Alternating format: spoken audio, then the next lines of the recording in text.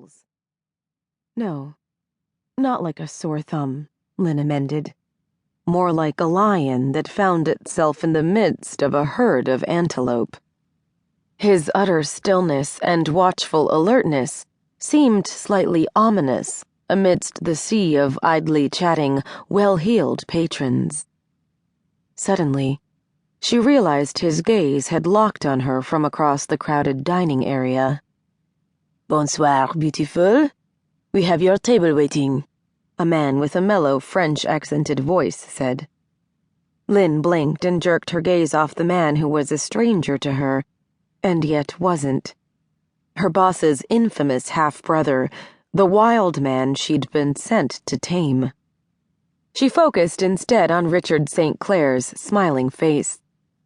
Richard was a neighbor, good friend, and the manager of the restaurant where she stood, Saveur.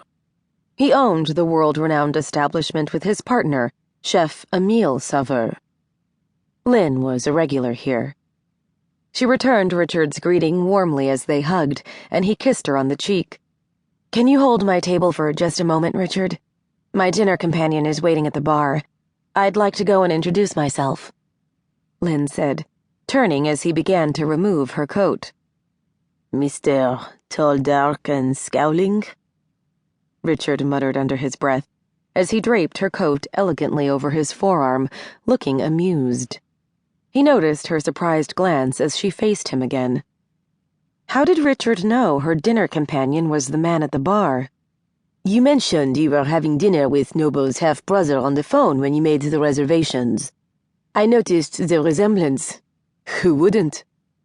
I can't wait to hear the full story behind this little scenario," Richard said with a mischievous glance in Kam's direction. "He's like Ian Noble posing as a Brazilian street fighter, but with the added bonus of having Lucien's seduce like the devil eyes." Lynn stifled a laugh at the apt description.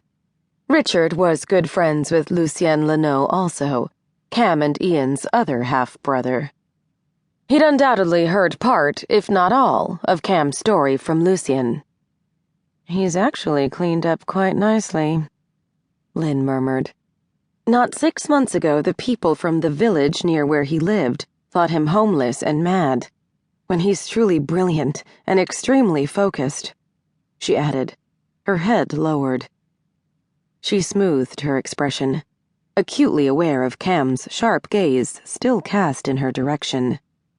"He hardly seems like a vagrant, but he has been sitting at the bar, looking like he's been chewing nails for the past 10 minutes.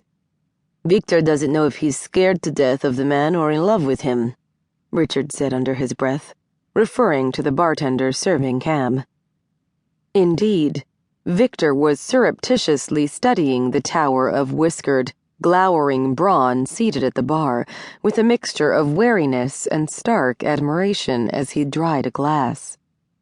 Lynn threw her friend a repressive, amused glance, and walked over to meet Ian's brother.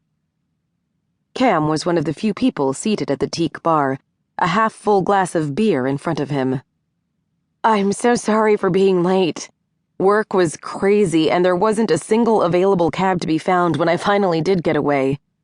You must be Kam. I'd have recognized you anywhere," she said when she approached him, smiling in greeting. "Ian never told me how much you two resembled one another." He turned, slightly in his chair, giving her an unhurried once-over.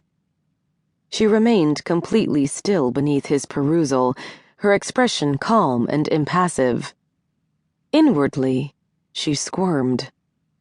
Ian had also failed to warn her that Kam Reardon oozed raw sex appeal. Not that Ian would ever say that about his brother. Although it couldn't have been any more than a second that he studied her, it felt like minutes before he finally met her stare.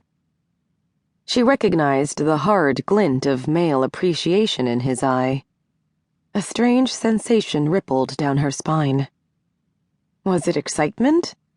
Or that uncommon brand of lust that strikes like lightning during a rare, uncommon rush of attraction? His face and form were similar to Ian's, although up close, there were notable differences.